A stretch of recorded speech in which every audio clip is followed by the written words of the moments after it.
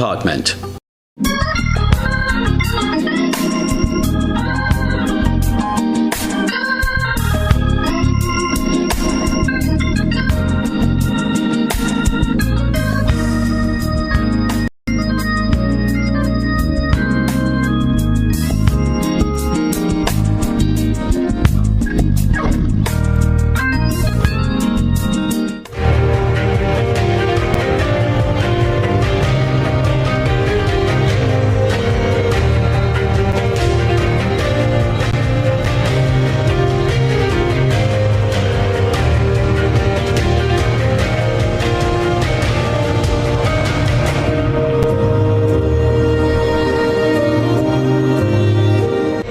Good evening and welcome to the July 31st edition of Beyond the Headlines. My name is Colin Dowe and I'm happy to welcome you to this evening's program. Whether you're tuning in via GBN television, GBN radio, any of our social media platforms, welcome and thank you for joining us. This evening we're speaking about gender equality, and it is my absolute pleasure to have two experts in the field, one in studio, one online. So I'll just ask them each to introduce themselves and then we will jump right in. Donna, I will begin with you. Colin, can you hear me? We can hear you. Go right ahead. You're live. And fantastic. Thank you so much for the opportunity, for having me. It is my pleasure to be here. I'm happy to join my co-panelists. Ms. Alexis, I'm sorry I was not able to join live today. Circumstances prevented that. But I'm very happy to share with us. And I will start by, after saying thank you so much for the opportunity, by situating myself. Every time I have the opportunity to talk in a public forum, I always start by saying that I stand on the shoulders of my ancestors, confident and knowing that I surpass even their wildest dreams. You know, our ancestors, my ancestors, your ancestors were taken and they were brought across the Atlantic Ocean to work as slaves on the plantations of white Europeans. You know, their sense of autonomy was stripped, their identity was lost, and they were made to assume the white man's traditions, but they were not elevated to the white man's status. And so that there is a history there that we always need to reckon with, you know, an appreciation that our socialization and our ways of knowing and doing and being all stem from this atrocity. So when we talk about any issue, particularly those wherein notions of Christianity and morality would come in, even issues to do with gender, sexuality, religion, we must always keep those that history at the forefront. So this is the social justice agenda that usually precedes all of my work, all of my talk, my scholarship, and so on. So I am happy to join. And for the audience who may not know who I am Dr. Donna Swapp. I am currently an assistant professor at the Faculty of Education, University of Regina in Saskatchewan, Canada. But I was born and raised and did my formative education right here in Grenada. I'm from Big Parish. So I started off Teacher Helen Elementary at the Teacher Helen Preschool. Then I went to the St. Andrew's Methodist. And then I went to St. Joseph's Convent, Grenville. I did TAM-CC. My first degree was through the open campus at the University of the West Indies. And then I taught for 12 years, 1 year at the Grenada Boys Secondary, and my last 11 at MacDonald College. And I left the system in 2010 to pursue my master's, and then I stayed to do my PhD. And my PhD, Colin, is not in gender and sexuality really, but my PhD is in critical policy, educational leadership, and social justice. So it's that social justice piece broadly defined that I will be drawing on tonight to talk about gender equality. So that's just in a nutshell who I am. I'm also a mom, I'm a sister, I'm a friend, I'm a niece, and I'm just a regular Grenadian. So thank you so much again for the opportunity. I look forward to the conversation. Well, I will actually say you're actually quite brave as well, because if you're in University of Regina in Saskatchewan, and for those of us who know which part of Canada Saskatchewan is, all praises be to you coming from Big Parish to end up in Saskatchewan and the weather there. Definitely. All right, I'm going to go in studio, isn't it? Thank you for having me join you this evening, Mr. Dowe. My name is Jincinta Alexis. I am a Tobagonian by way of Carriacou, and I came here in 2006. I started in St. George's University, and as as undergraduate student in bachelor's, my bachelor's was in Caribbean policy. I was interested in Caribbean studies at that point. And then fast forward, I was doing social research, and I ended up at the Ministry of Social Development in 2013. And I ended up there as a gender analyst, which was a build-up on my social research. I continue to do social research. I'm still a passionate social researcher as well as an advocate for social justice. And then fast forward to present day, I currently have my Master's of Education. I did it at St. George's University as well. Recently completed it in 2021. And I am now the Senior Program Officer acting in the Division of Gender and Family Affairs in the Ministry of Social and Community Development, Housing and Gender Affairs. And what comes to mind, part two of the question, what comes to mind when I think gender equality? I think that we all work together for a common good. When you look at the social transformation in our society, it wasn't a case of men do this, women do this, boys do this, girls do this. Everybody came together to push the agenda for transformative society at that point in the 1930s, 1920s, 1930s. When you see that that can happen, why do we still revert to the status quo of men are supposed to do this and this is what it means to be a man? Women are supposed to do this and this is what it means to be a woman.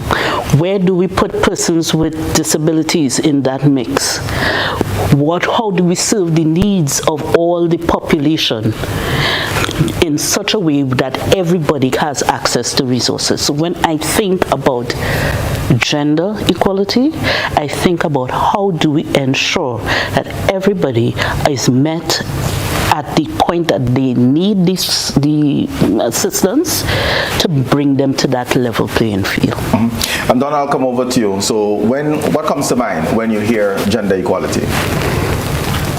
Thank you. So I'll tell you what comes to mind when I think of gender equality, and I think importantly, we should also identify what should not come to mind when we think of gender, because sometimes I think we collapse different categories and we discuss all under the broad umbrella of gender.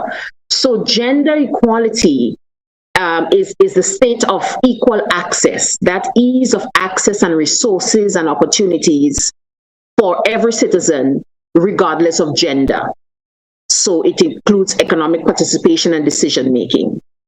So generally speaking, it's whether we give access or rights and opportunities to everyone unaffected by gender.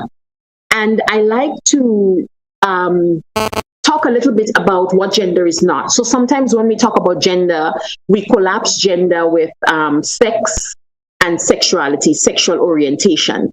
And though these terms may intersect, they're not the same.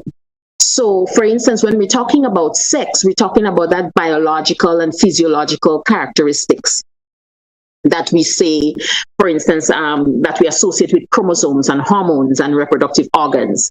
So when we talk about males and females, when we talk about sexuality or sexual orientation, we're talking about our attraction to another human being. For a lot of us, that would be someone of the opposite sex. For some of us, that would be some of the same sex. For some people, it would be neither. And when we talk about gender, though, we're talking about that the social and psychological and cultural and behavioral aspects of being a man, woman, boy, girl, and these are socially constructed. So those are the differences and the nuances I want us to pay attention to when we have a conversation on gender. But generally, when we talk about gender identity, we're talking about the ways that we open access and opportunities to every human being, irregardless of gender. Jincinta, let me just come back to you on this one. You mentioned in the 1920s and 1920s, 1930s, it seemed to be more of a democratic society from the standpoint that human beings pool together within our society to get things done.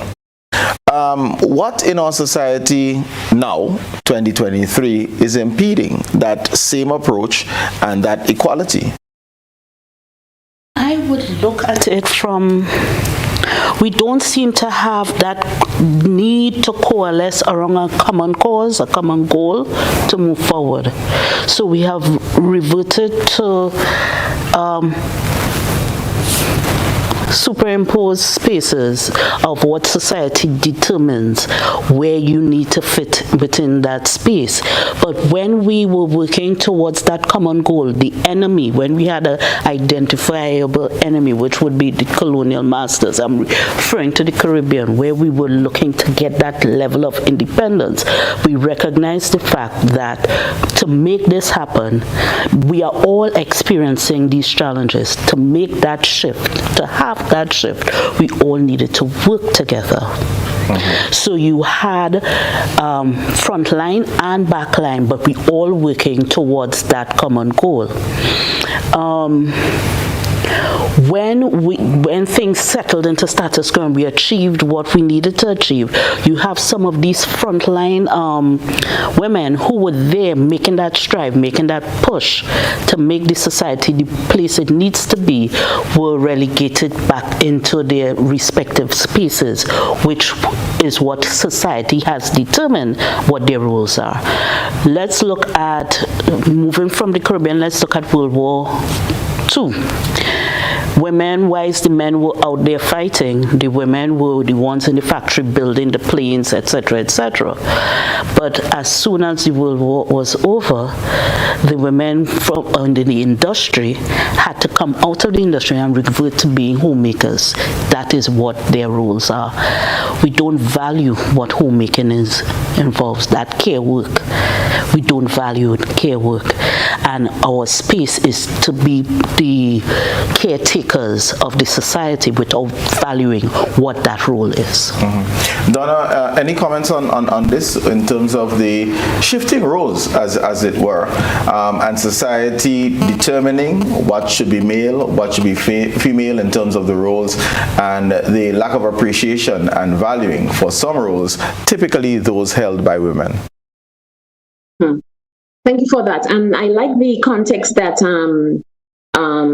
Ms. Alexis shared on that historical piece. But I dare say that even after the war, not all women quietly went back to being domestic workers. We did see movement towards more women coming out into the workforce, more women being breadwinners.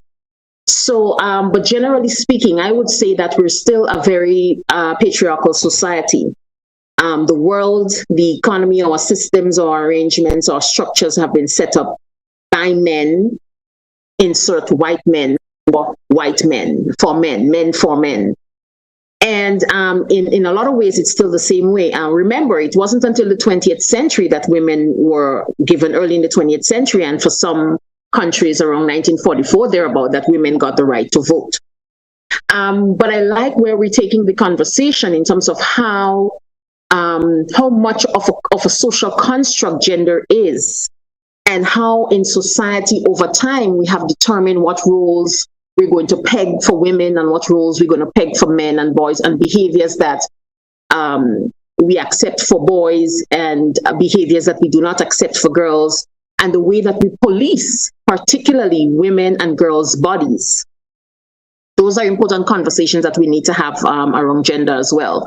So I would, I'm looking forward to seeing if we have some time, Colin, to unpack what that looks like and how unhealthy it is and the repercussions, and how we might try to reverse those kinds of But let me just ask you this. These roles, one, are you saying that they are learned behaviors, first of all? And if indeed they are, where are they practiced and reinforced? I think that's an important question for us to address as well. Yes, I do agree. And to answer the first part of your question, yes, they are learned behaviors because different societies emphasize different aspects of gender. And where do we learn them? We can have a conversation in terms of where we learn them. We can start with the home. We have school. We have our churches. We have our business places. And importantly, if these are social constructs, it means that they have changed over time. And so it means that they can change. So it is not a definitive that that's the way it is, and we can conclude that that's just the way it is, and we can't make any movement towards eradicating gender discrimination. So gender discrimination shows up from the time, for example, you hear that your friend is having a baby. The first question we ask is, what are you having? And from the time you hear the answer that it's a boy or a girl, there's different kinds of dynamics that come into play. So if it's a boy, for example, then we know we want to have the blue balloons. And if it's a girl, we want to have the pink balloons. We have certain expectations in society for our boys, and we have different kinds of expectations for our girls. And for the viewers who are listening, I'm sure if you're female, for example, like me, you remember when puberty started. And, your parents will tell you that you're no longer allowed to play with boys. And so you were expected to be inside the house before the sun comes down, but your brothers were out there playing and coming in at 9 and 10 in the night.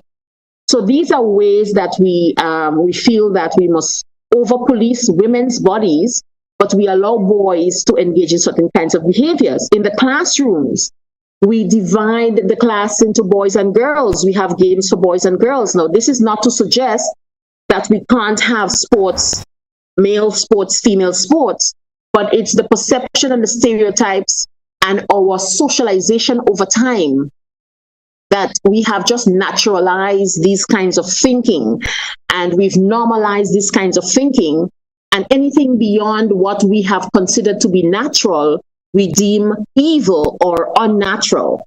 And the repercussions are more so for girls than they are for boys. Let me just ask you this and bring in Jincinta on this one. In the Caribbean, the majority of our households are female-led. Yes. How can we then claim that the female-led households are discriminating against the females within their household, especially if we see these things as an issue? And I repeat, the majority of the households in the region are female-led. Female-led, but subscribe to what society dictates. When you interview a female-headed household and you ask them, like when we're doing surveys and what have you, and you ask them, who is the head of the household? They don't identify as the head of the household. If it is the man, so even though they're the breadwinner or not, if there's a man within that space, like let's say they have a visiting relationship, or what have you, common law, the man is the head of the household, because they do not subscribe to being the leaders in that household. How do we derail this train? How do we get the women who are leading their households to recognize that they are the head of the household? And even when it's not a visiting relationship and there's a marriage, you'd have heard things that say the man is the head, but the woman is the neck, and the neck could turn the head in any direction it wants. So the idea of the powerless woman is certainly not a construct within Caribbean societies. Maybe elsewhere.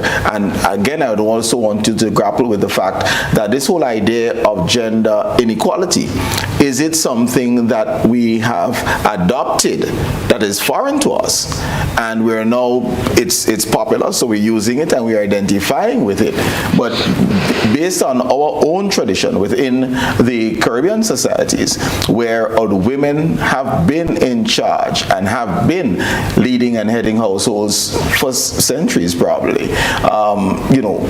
where the vulnerability comes in when we speak of the female-headed household.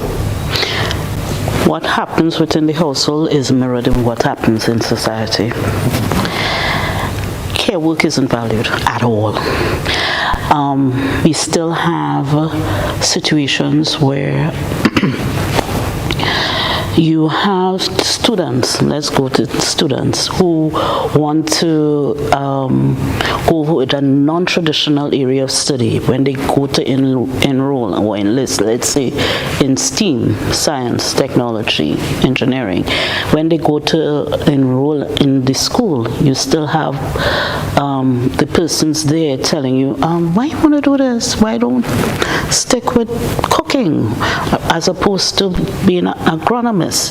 Why you want to do that? You still have that concept, and they tend to pull back, retract, and they tell us, oh, I really can't do that. I can't make these. And we have some women who are making those strides, but for the greater part, do we have a lot of women working in managerial positions? Look at where they're positioned as well. Are they still positioned in spaces that it's predominantly women, where women will be placed, as opposed to where men are placed? So we still have those kind of disconnects. Do we are making strides? No, I'm not saying we are experiencing the same levels of inequalities that other species are experiencing, but that doesn't mean to say we are not experiencing inequality. And we do experience inequity, and that is a critical element. Well, Donna, let me bring you in here, and there are two things I want to address. We've been speaking of gender inequality, but it seems that we're only speaking of female being marginalized. We're not speaking of gender, and that seems to be, there's some bias there. And I noticed Jincinta just used the term equity as opposed to equality. And should our conversation be one of equity rather than equality? Thank you so much. You guys are still hearing me, right? Because I know the internet is a fickly. You're good. So I want to make sure that you guys can hear me. You're good. Go ahead. Awesome. So then, if you can allow me the space, Colin, before I answer this particular question, I just wanted to touch on what you were talking about a little bit earlier about women being the breadwinners, but not recognizing that they are head of the household. And the contribution I want to make to this is that it depends on our definition of being head of the household, because how we define being head of the household would play a role in whether or not women recognize and see themselves as such.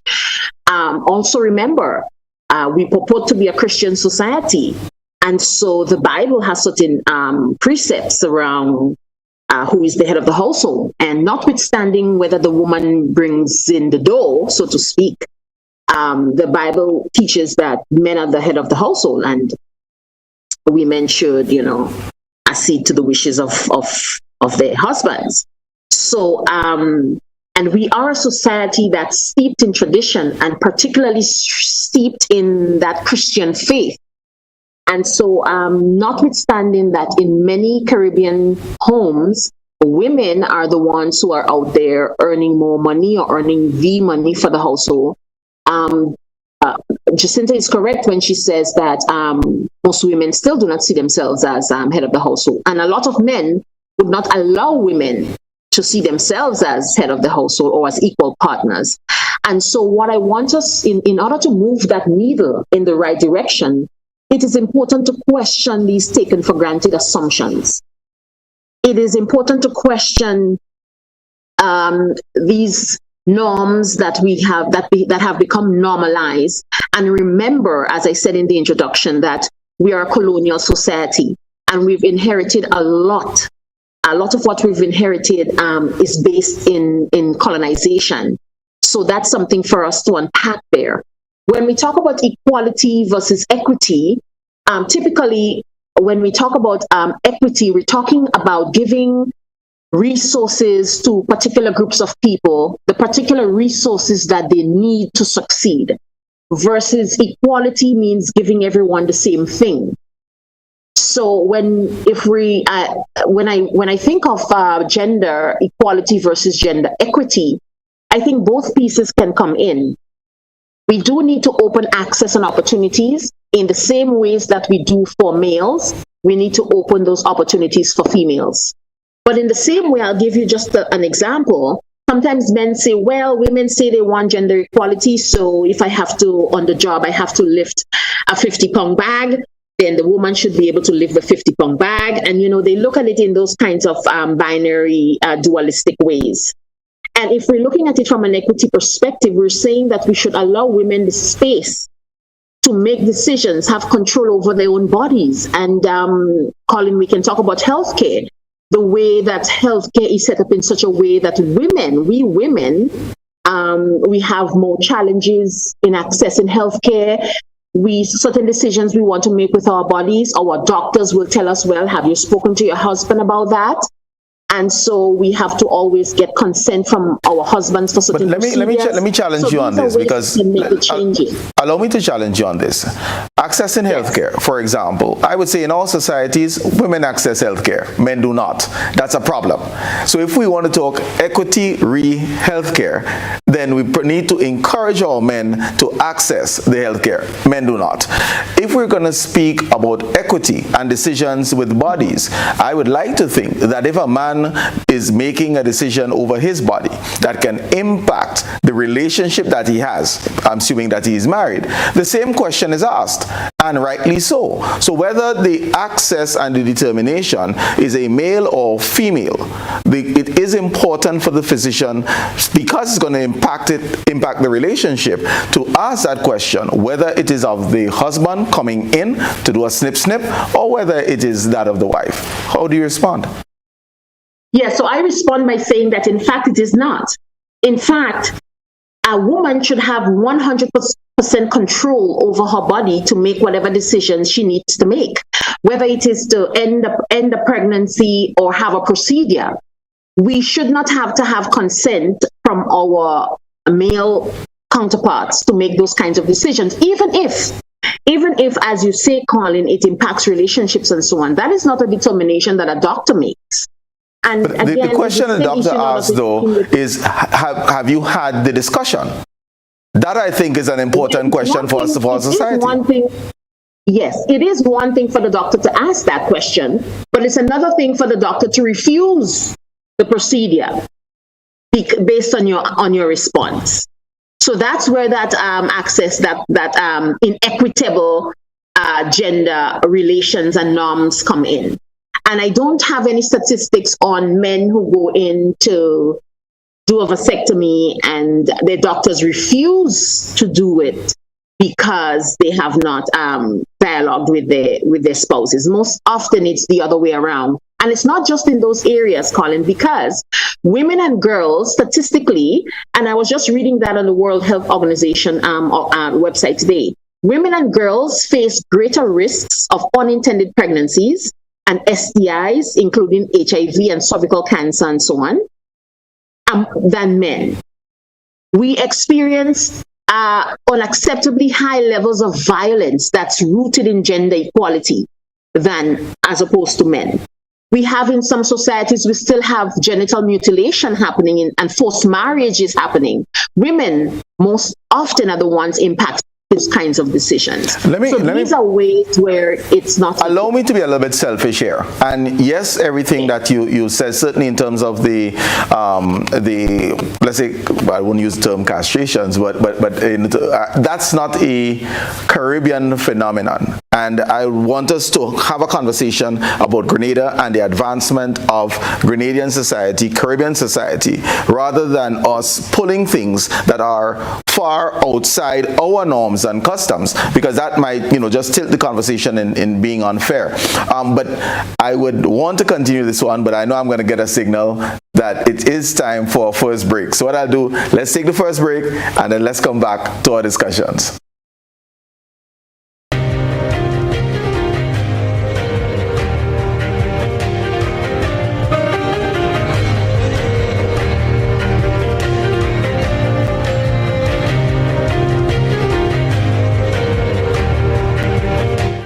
From your daily stress with a Grenada vacation at the Coyaba Beach Resort.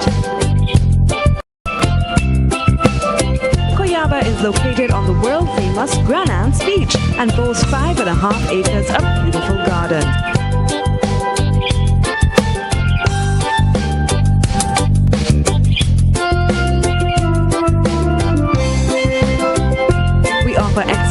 service, good food and drink, well-appointed rooms and friendly staff in a safe environment.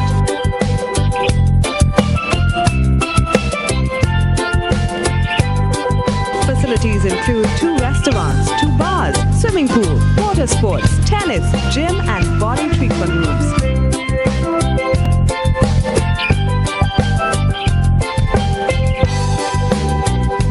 Call 473-444-4129.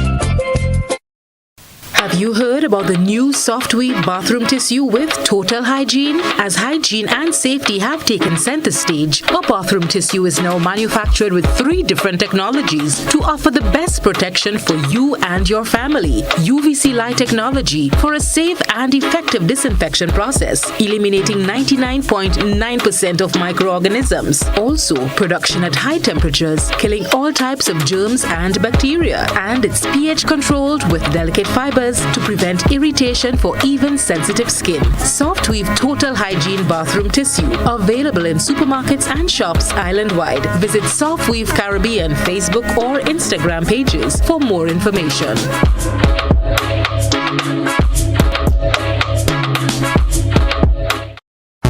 The biggest party in sport is back.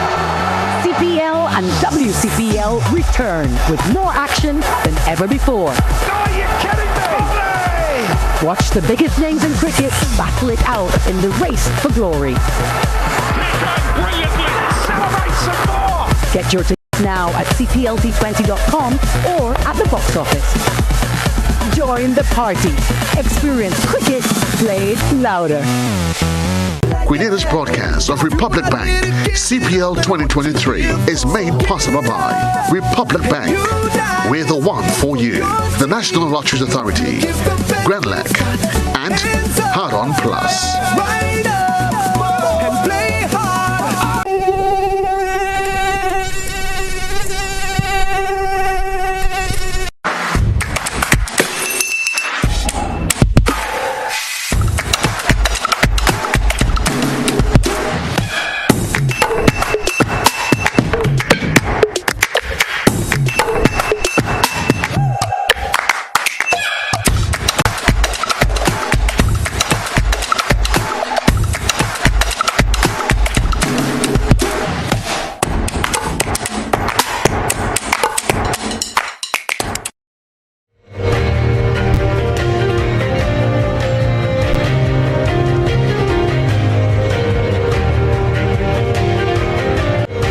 Good evening and welcome back.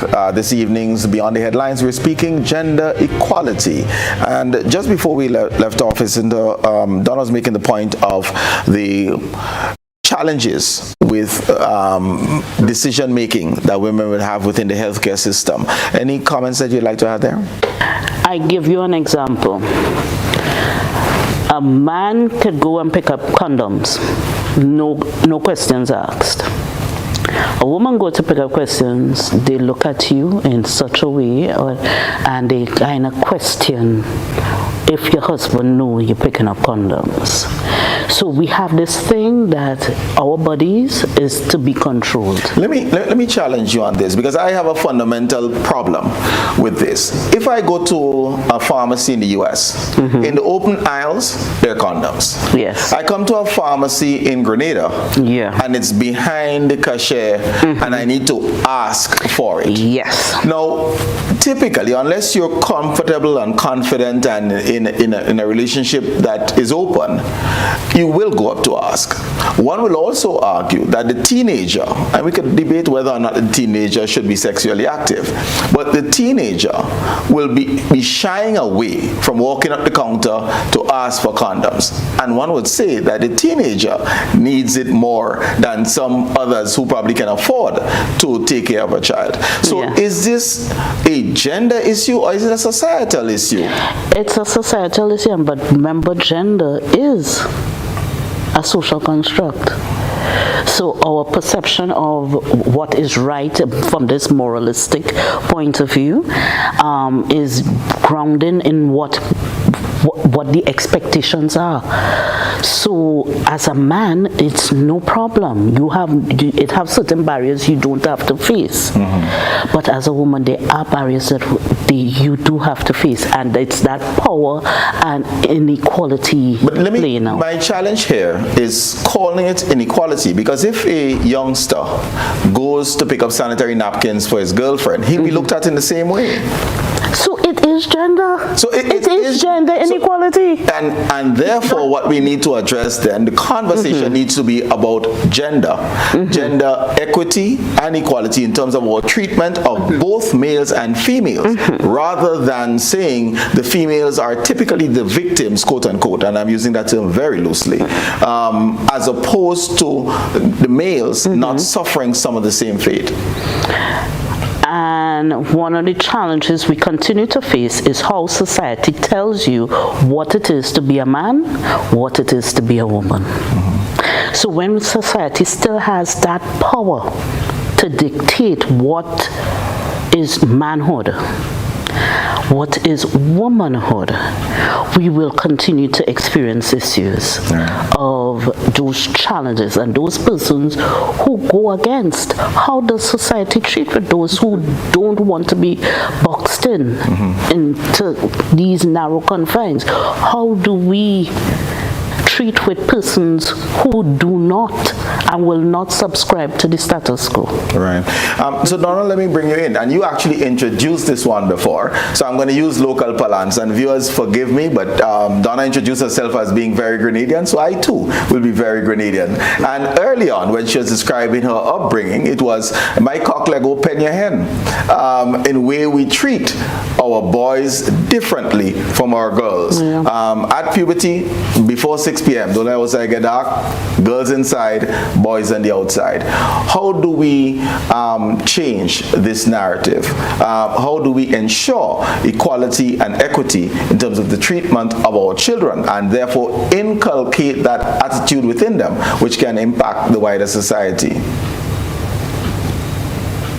Thank you so much, Colin. Okay, so I'm busy taking some notes on my phone because there's just a couple pieces that I wanted to comment on. Okay, so if you will allow me the space, Colin, before I answer this last question in terms of how we change and what can change look like. You were talking a little bit earlier about wanting to keep our examples to the Caribbean, which I understand. But being a social justice advocate, for me, I see injustice everywhere. So while I am particularly concerned about injustice in the Caribbean, I do think about injustice other places. You gave an example about boys and girls earlier, and the conversation I want us to have as a society is just to reflect on these taken for granted assumptions that we make. And we don't tell our boys to be responsible, because we know that it takes two, for instance, to have a baby, but we don't tell our boys to be responsible. We blame our girls to put on our girls. If a boy is in multiple sexual relationships, society considers him a dapper. You know, he's a player. But if a girl, if there's any inkling, any suggestion, any rumor that a girl is in more than one relationship, we know how we call her. We call her a slut.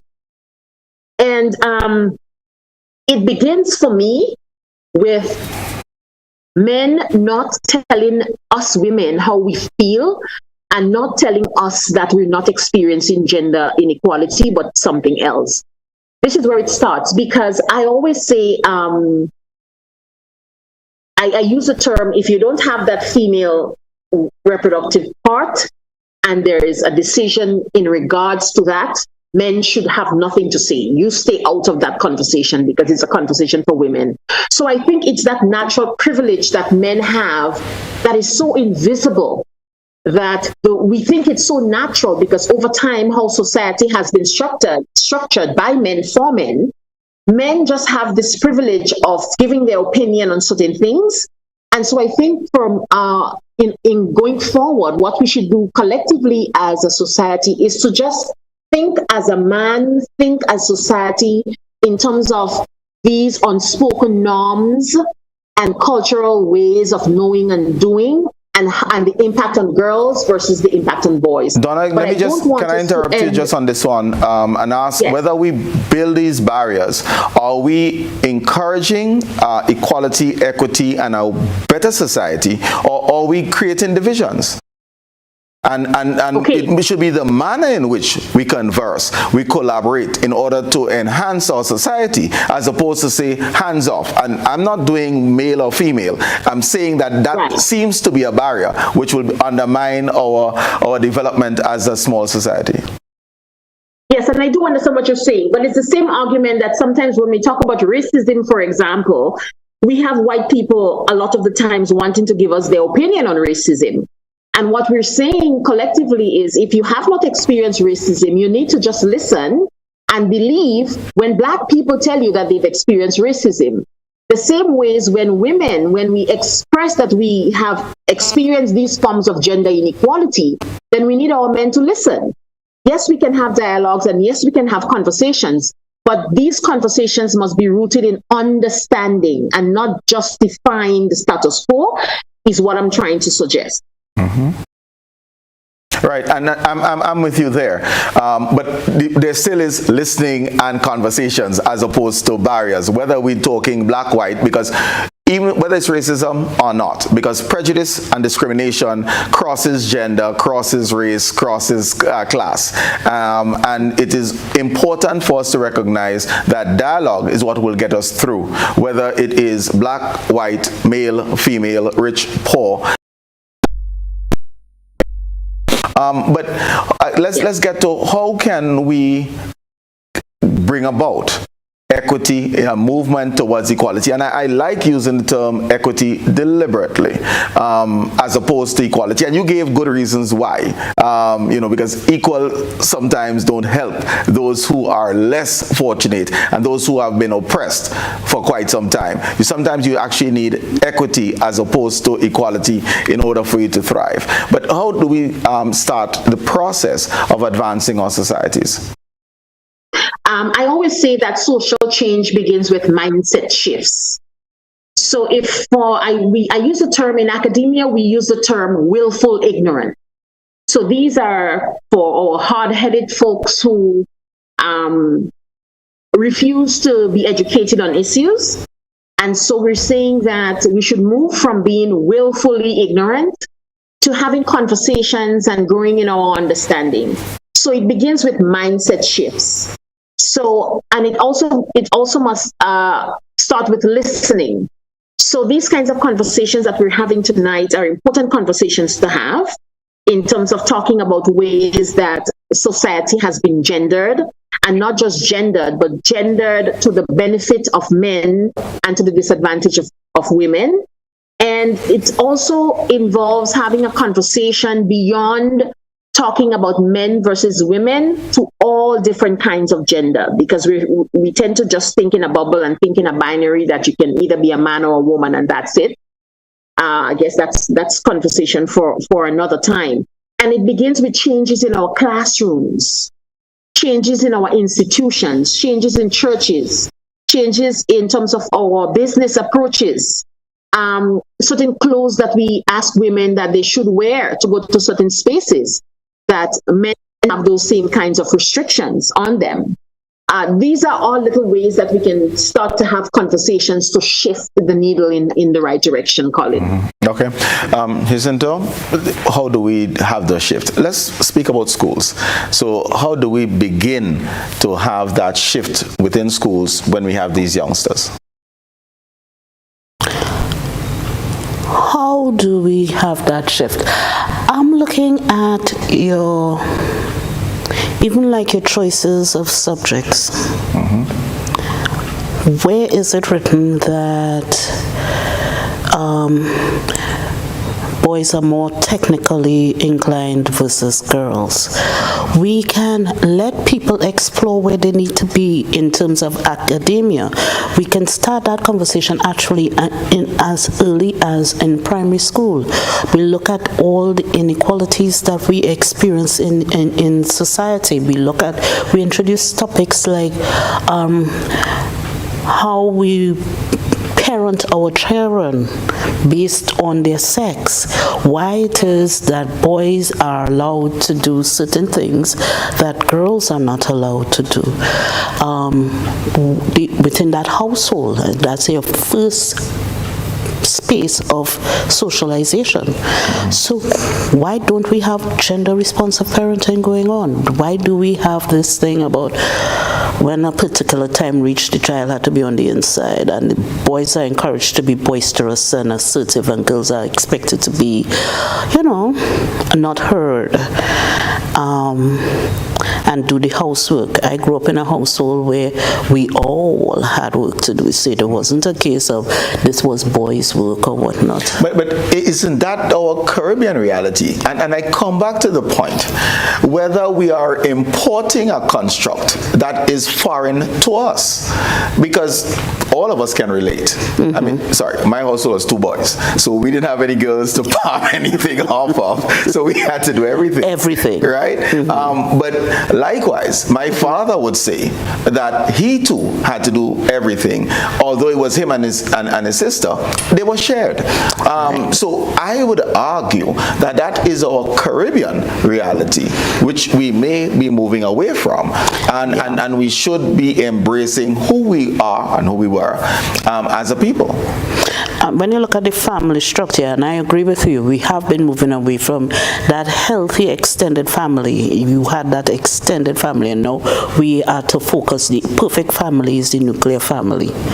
Husband, wife, 2.5 children. Right. With the extended family, the entire community were involved in raising you.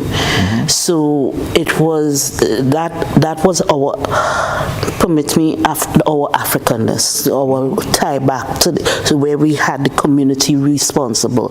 But we have adopted European, and we have become gentrified and accepted that, and acculturation has says that, okay, within that particular unit, that's it. So within that particular unit, we have adopted certain roles that was not natural to us, but it is becoming more and more natural. Let me just ask this, and I'll have Jincinta start off, and Donna, you can come in. 70 years ago, Granny was at home. I don't believe that Granny gave birth any earlier, probably, than is happening now, and maybe she did. But Granny was at home. So the extended family was easier because Granny was at home. Right now, Granny is working, and I'm deliberately being, gender insensitive here by saying Granny and not Grandpa. But Granny is working now.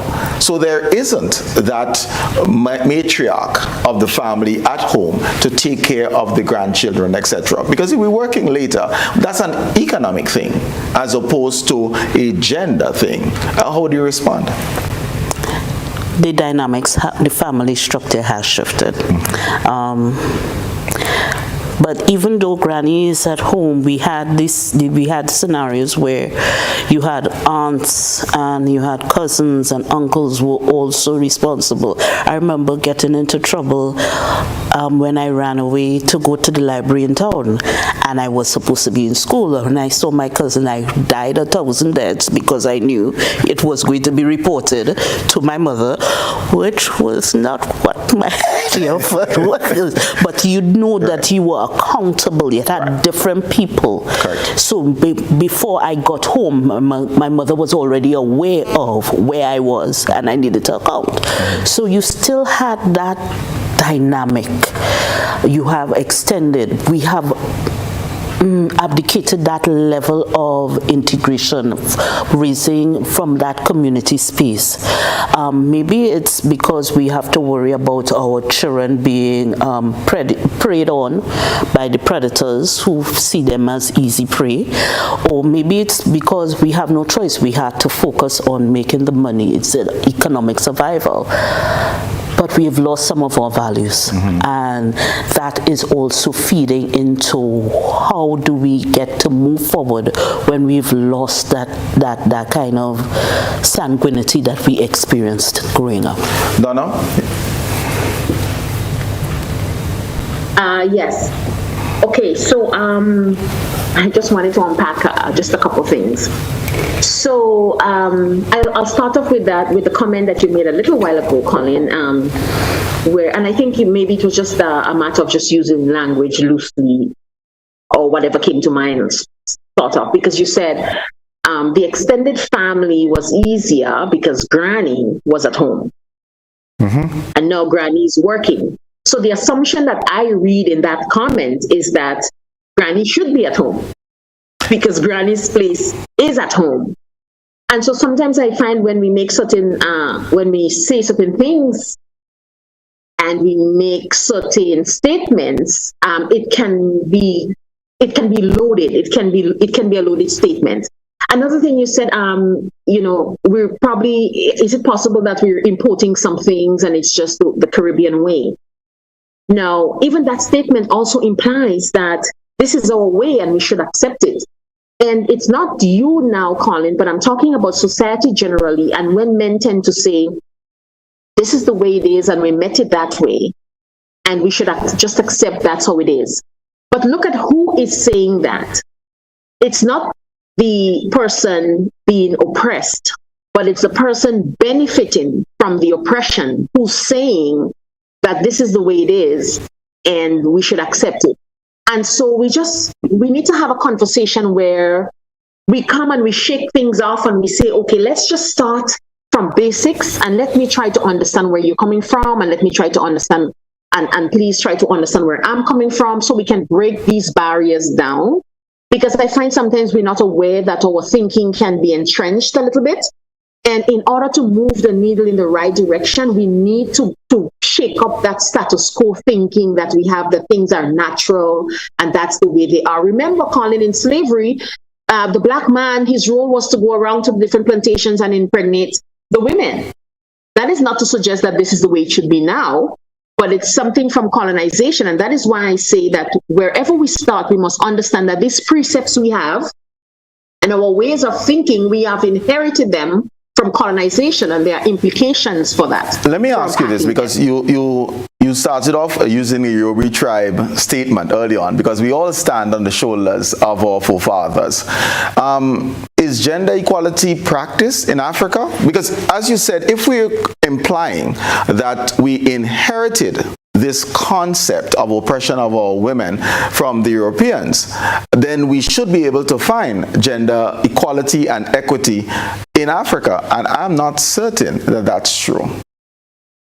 Okay, and I just want to unpack that, because I was not trying to suggest that we inherited oppression from colonization. What I was trying to suggest is that Caribbean society as we know it was produced and reproduced during colonization.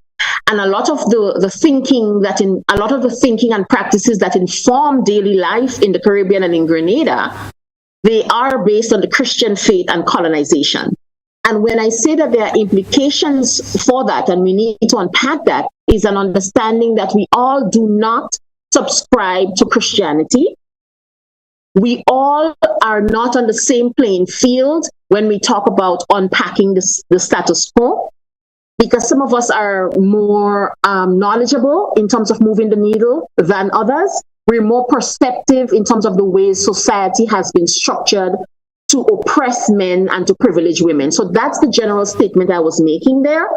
And I am not an expert on African cultures and norms to, have a conversation around whether there's equality there. But if we're talking about equality in the Caribbean context, in the Grenadian context, these are some of the pieces that we're trying to bring in. Mm-hmm. Let me just bias towards education, and I think education is one of the ways that we can lift ourselves up and out of all of the challenges that we face.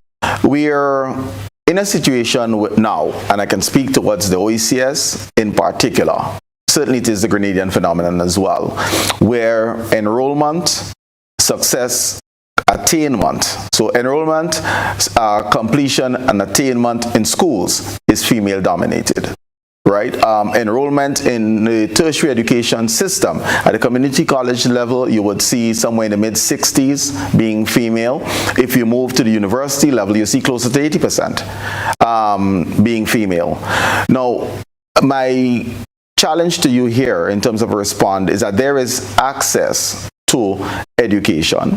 Access to education can assist, of course, in lifting one out of poverty, because there's no access to monies, and we see women going into all areas of the workforce. How then can these leaders, female leaders, assist in changing the narrative to take their rightful place in leading the thought process that can get us delivered from the type of inequities that you'd have mentioned?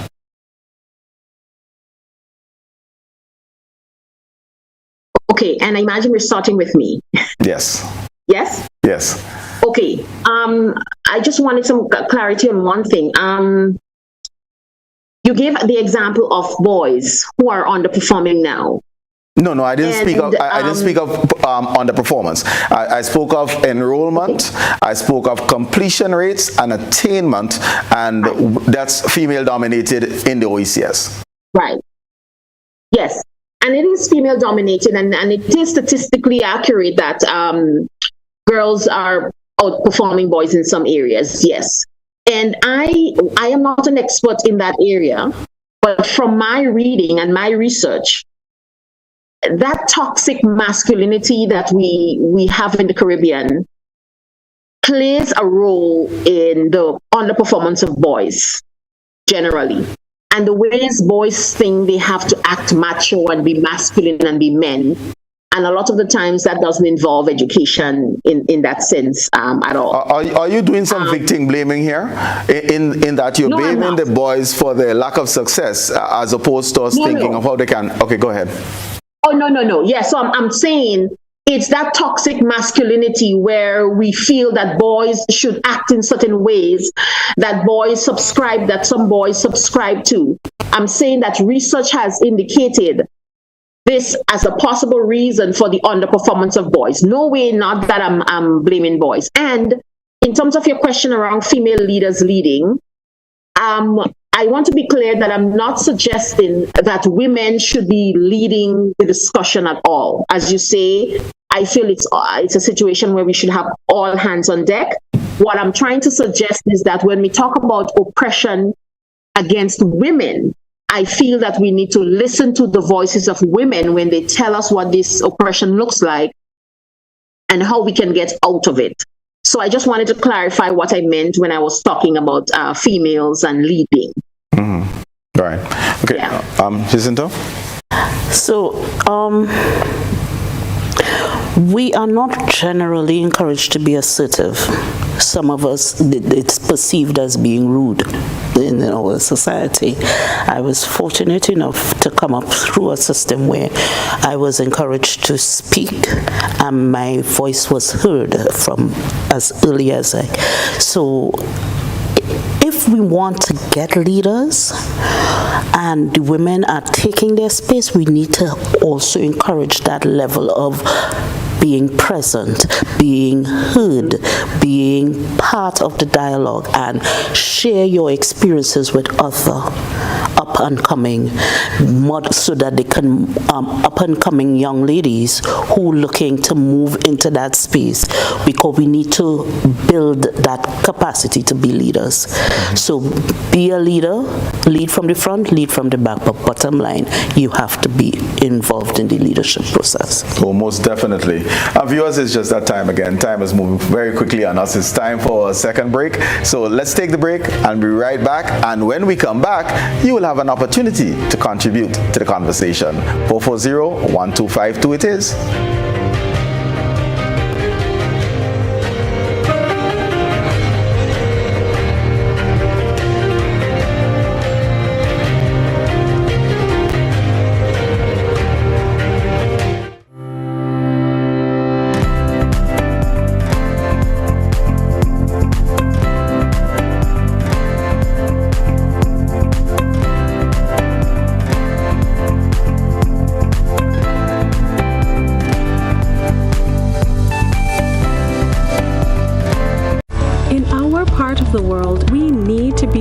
prepared for natural disasters like storms and hurricanes, even outside of the season.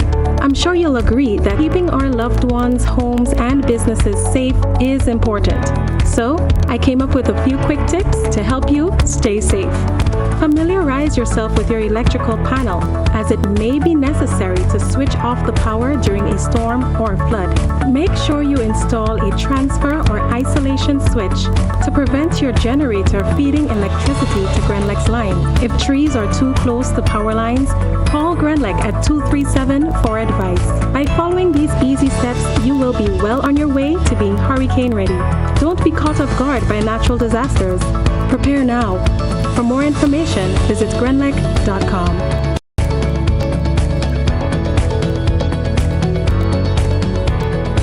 Welcome to the SMC's Crescendo to Grenada's Panorama 2023. And you see pan business, that is we business.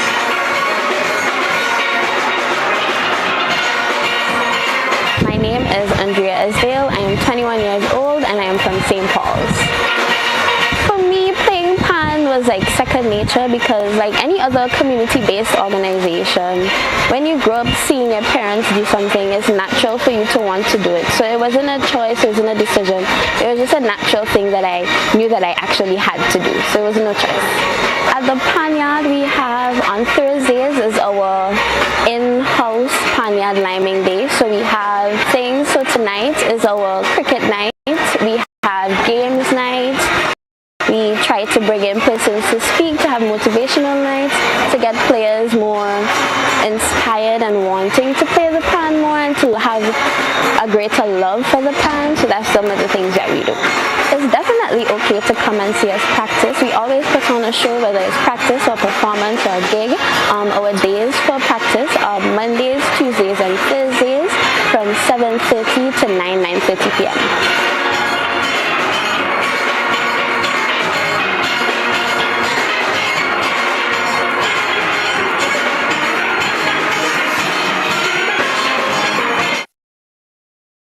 Freedom is driven to pursue that passion that keeps you up at night and makes you smile in your sleep. Freedom is bold to embrace the possibilities that can open up your world and conquer new heights.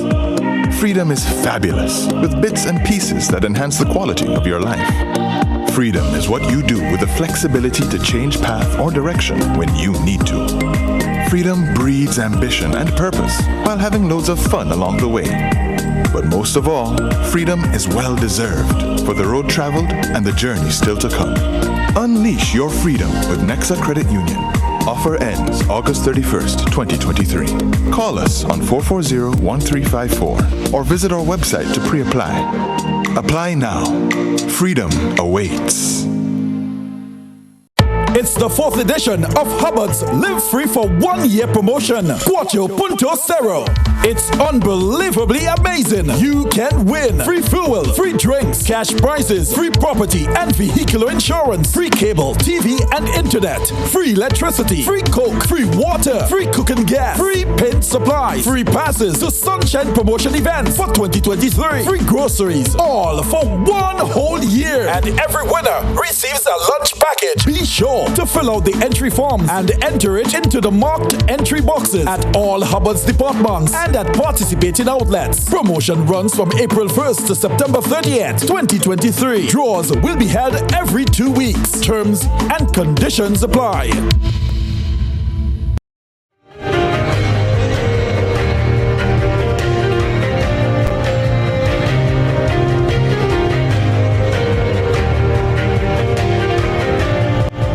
Good evening and welcome back. We're talking gender equality and we have our first caller.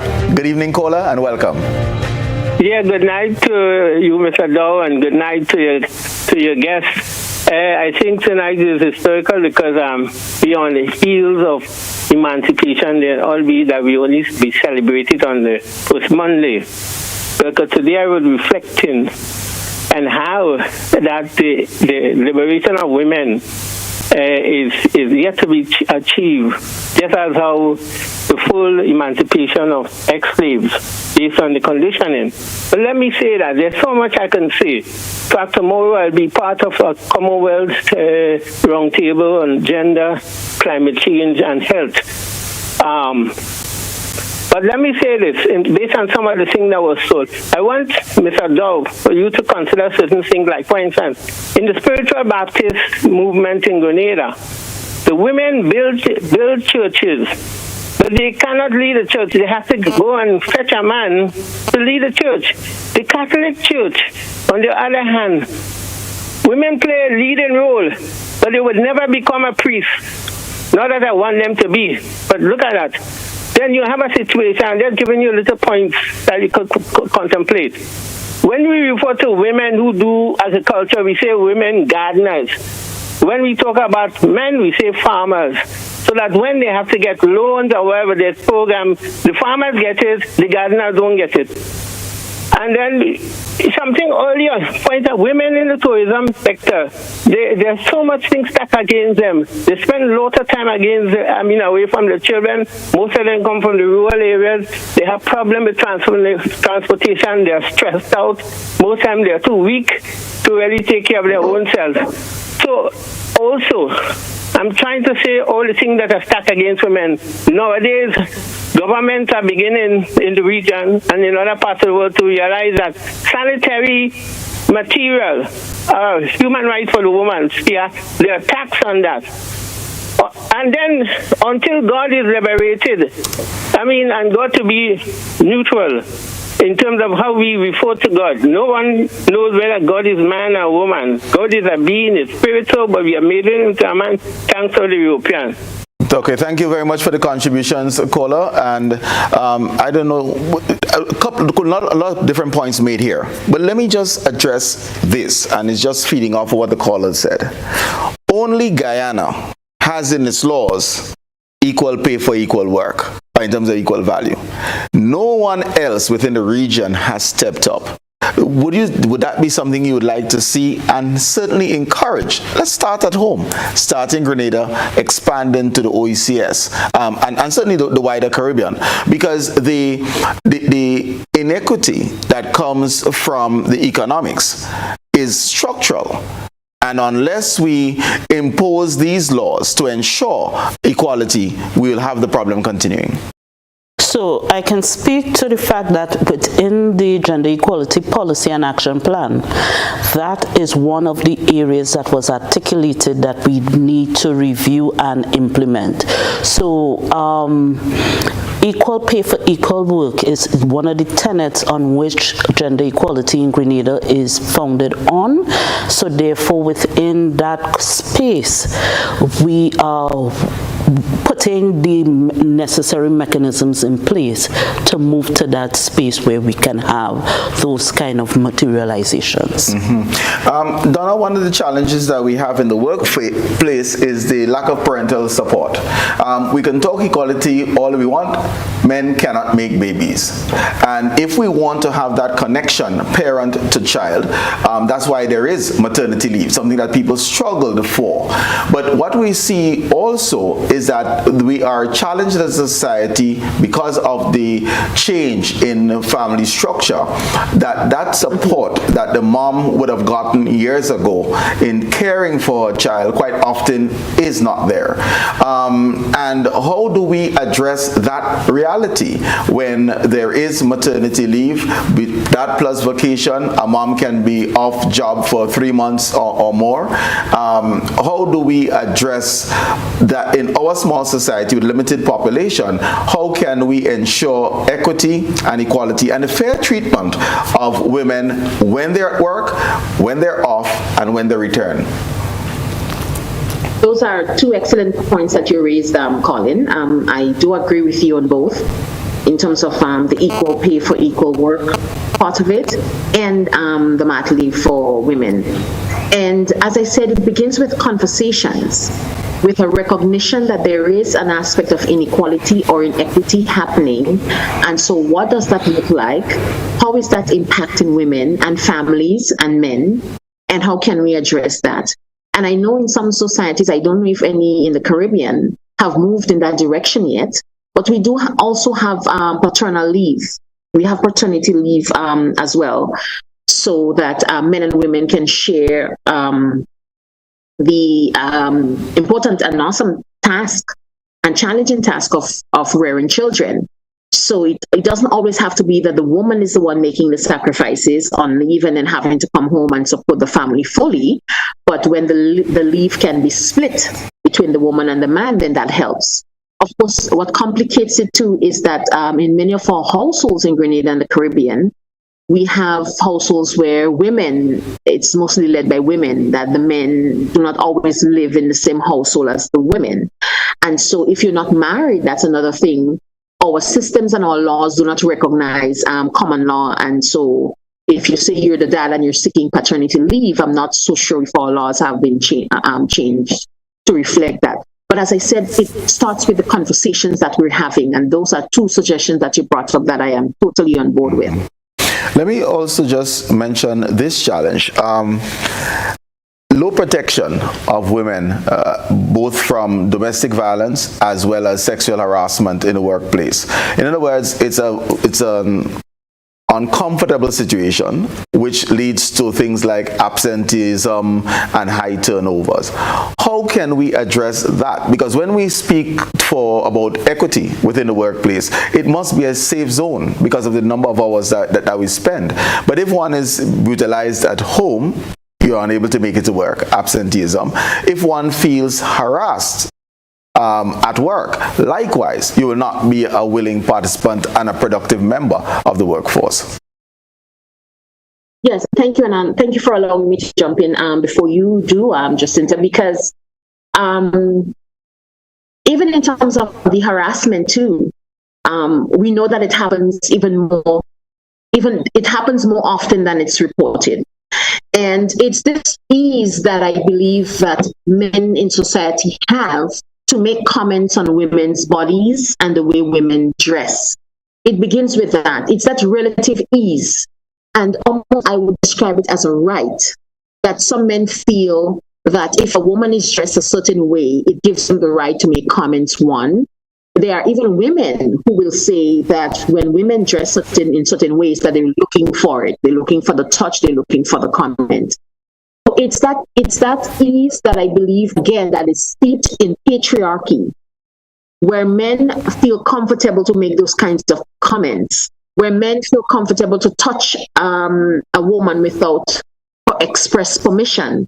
These are all ways that we should make changes to accommodate gender equality in the workplace.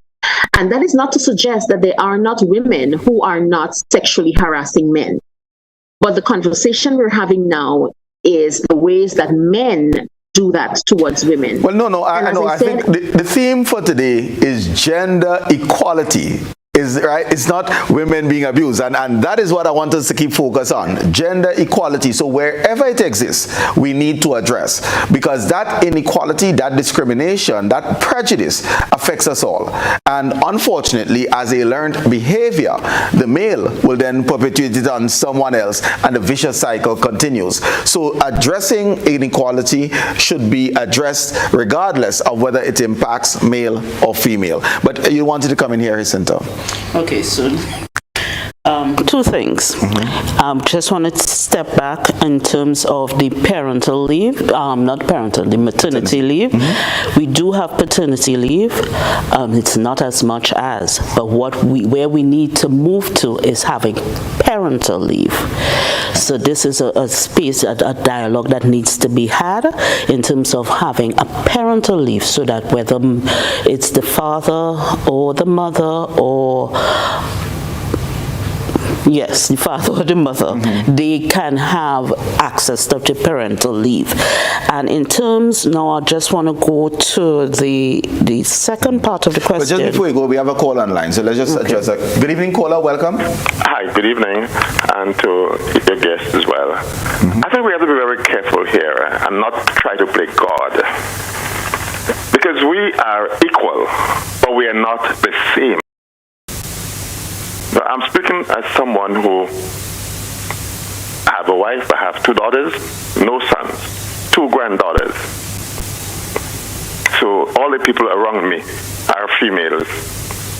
I care about them and their success and everything. But they are not men.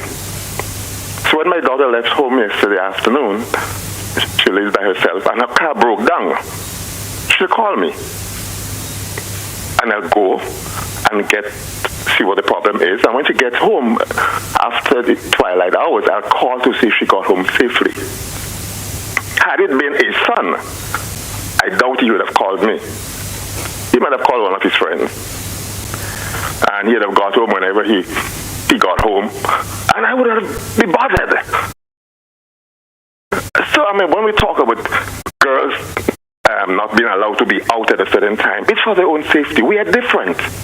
There are certain things that make women more vulnerable than men. Let's be real. When Granny is at home, where is Grandpa? Probably in the field. We're trying to make things look so difficult when they're not. And the person who created us made us different. So equality is not sameness, let's put it that way. And once we understand that, I think a lot of the things we're hearing tonight, we won't hear them. I heard that the case earlier on of blaming the victims.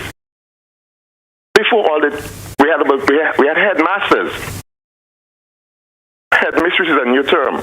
Because most of the principals in the schools were men. Most of the teachers, I was a teacher for 10 years, and the majority were men. Now we have a situation where some schools had not a single male teacher. And the boys come from homes where there is no male figure. Some of them don't go to church. So they have no male role models. Are we addressing this as a major concern? Now we say, no, the boys are mature and they're getting on, that's why they're not doing well. This is a problem. And we don't seem to be. Okay. Gender equality should address the challenges that the young men are facing. And let me just do a quote just before I have you both weigh in. There was a presentation at a secondary school about 2 weeks ago.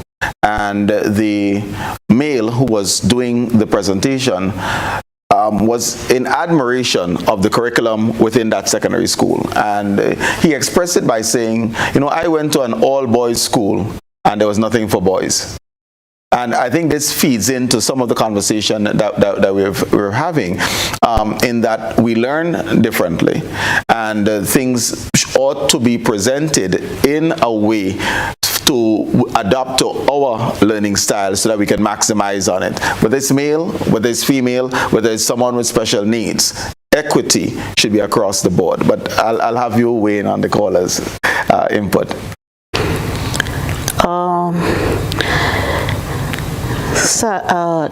It's interesting to hear the articulation of whether or not had there been a role reversal, the daughter versus the son, how the son would have treated with it. But doesn't that also lead back to how they were socialized? It does point right back to how we are socialized. We are expected that men are going to be the caretakers, the protectors, and what have you, and the women will be the caregivers. So it still goes back to that space. And in terms of inequity, in terms of how the schools are mounted up, in terms of how boys felt, that experience that he felt, and it goes to the lack of resourcing and how do we ensure that our students are getting quality access to education with the necessary resources and tools designed to meet them where they are. So it's not just a case of putting books across the table, it's a case of what do this particular student need versus what this particular student need, and how do we meet them where they are at to bring it up. Donna, your comments on the equity issue here.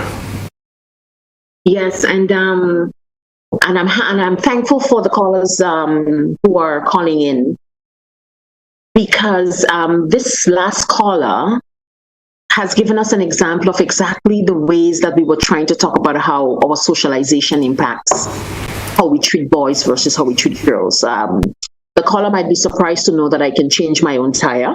I wouldn't have to call daddy or anyone to help me change my tire. And the caller made the comment that we are equal but not the same. And from the example that the caller gave, I want to respectfully suggest that the caller is suggesting that equal but not the same means less in his estimation of things. And the caller even made the comment that women are told not to be outside late. It's for their own protection. Well, who are the ones who harm women? It's men. So it's not an issue of the women being out late. It's an issue of men needing to stop harassing women. And so the solution can't be that women should just not be outside. Of course, women should be prudent. Women should be safe. But we need to shift the conversation and not blame the women for any attacks on her, but have conversations in terms of how we educate men to respect women. So I just wanted to chime in and say that here. Let me just ask you, is this a question, though, a larger question of bullying? And I don't care whether you're male or female, whether you bully because you are trying to get money or get something else from the individual. Is this a conversation we need to have within our society of bullies acting and preying on who they perceive to be more vulnerable? So whether it is a man because he believes he is stronger on a woman, but you have male and male bullying. You have in female schools, there's lots of bullying going on in Grenada. So it's not gender specific. Yes, but Colin, and I agree with you, but I don't want to agree with you in a blanket way to take away from the fact that there is gender-based violence perpetuated by men against women. And that is true. We have a caller. We have a caller online. We'll come back to that. Good evening, caller. Welcome. Good evening. Good evening. Yes. Go ahead. Yes. You see, the question is, could we afford individual tutoring? Because teaching children individually is very expensive. Are we prepared to face the cost of that? Thank you very much.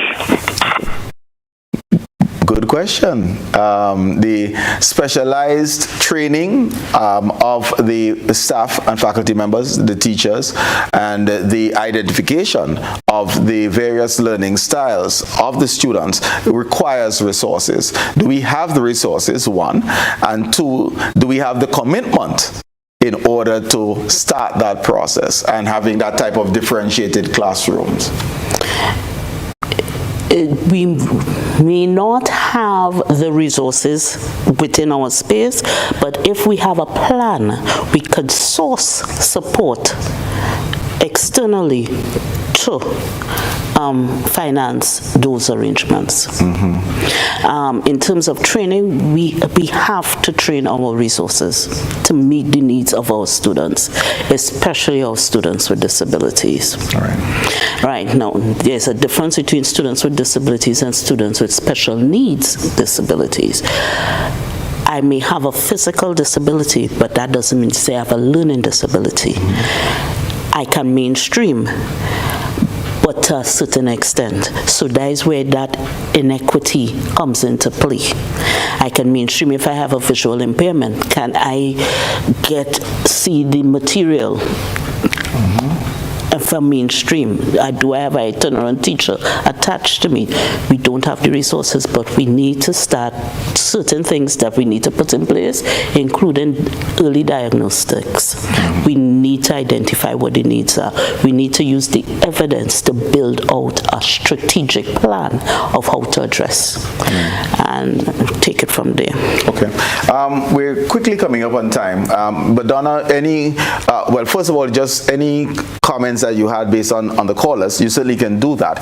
But I would like you to chat a little bit in terms of policy directions you would like to see us move in Grenada in order to help us along this gender equality landscape. Thank you, Colin. So before I speak on policy, I always say that it begins with mindset. Because, and you mentioned, I think it was either you or Jincinta who mentioned commitment.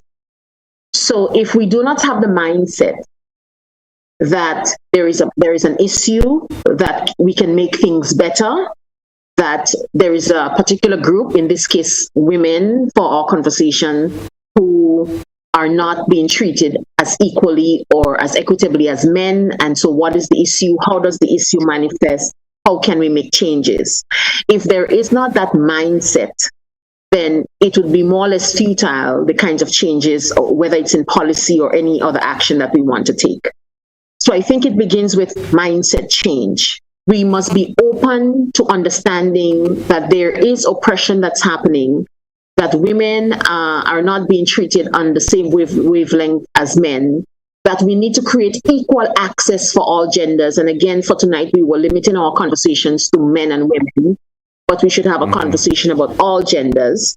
And so this is where it starts. And in terms of policy, we can have something that says that we need to be more deliberate and more reflective in our practices in schools, for example. Because my background is in education, I would say that. So as teachers, for example, we should stop telling girls when girls come to complain that this boy is harassing me. We should stop telling girls, oh, he likes you. Or when a boy or a girl or a human being is acting outside of what is considered the norm or normal gender expression, then we shouldn't, and people are bullying them, we shouldn't say, oh, it's because of how you dress or you talk, or maybe you should try to sound like a boy or sound like a girl. These are ways in terms of mindset changes. We don't need big sets of resources to make those shifts, is what I'm suggesting. And yes, Colin, we're limited in terms of our resources, but as Jincinta said, we can make room and make space to bring those resources in. We have people in the diaspora, such as myself and others, who can have conversations and discussions and workshops and training with our educators to make those kinds of shifts relative to schools, is what I'm suggesting. So these are just small ways that I think we can start having those conversations. Okay, thank you very much. Jincinta, goal number 5, we sign on and we talk in terms of gender equity and everything else. And as a country, whether we're talking about United Nations agreements and treaties or CARICOM agreements and treaties, we sign, we return home, and we don't make the legislative changes within our own laws in order to effect the principles on the treaties that we would have signed. What are some of the things that you would like to see in order for us to advance gender equity and gender equality? The Spotlight Initiative project has been making a lot of strides to regularize some of the areas that we have not been able to address that we are working towards. For instance, having that safe space policy in the workplace, right, which is that nuance of sexual harassment. How do we for that in the workplace? We have a safe space policy in the workplace. So we would want to see that move to that space where private and public spaces addresses sexual harassment. We need to see how our legislation is in accord with where we protect the rights of individuals, including our individuals, persons with disabilities. How do we make sure that their rights are protected? Because they are man, woman. It could be a man with disability, it could be a woman with disability, a boy or girl with disability. How are their rights that are enshrined protected? So we need to have those nuances reflected. We need to also engage in, we make blanket statements. So we said we have equal amount of men and women. We need to engage more in gender-based analysis to ensure that the programs that we are putting in place are meeting the needs of our men, meeting the needs of our women. So we need to know when we're spending the money, we're getting the kind of return on investment that we are hoping for and the outcomes that we are looking for. And the last thing I would put on the table is the question of how do we ensure that there is always political will, because all of this feeds into our sustainable development. So how do we get everybody on board in terms of having the political will to move the process forward? Well, Mrs. Jincinta, Alexis, Dr. Donna, Swapp, thank you so very much for joining us and sharing on this very insightful topic, gender equality. And to you viewers who joined us, the central message here is being kind to each other, to lift us up, each one of us, as Grenadians, as Caribbean people, as human beings, and then we'll be able to overcome the hump. You heard the importance of dialogue, more importantly, listening to the other side. And on this eve of our emancipation commemoration, which will not be tomorrow, August 1st, but rather the first Monday in August as we do, let's bear these principles in mind. Take good care of yourselves. Of course, we're off for the next 2 Mondays. Emancipation commemoration next Monday, and then one of my favorite days of the year follows the following Monday. So we will be on a 3-week break. But be safe. Let's take care of each other. I'm your host, Colin Dowe. Good evening and Godspeed.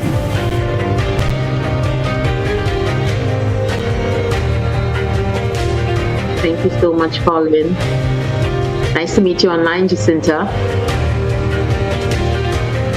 Bye-bye.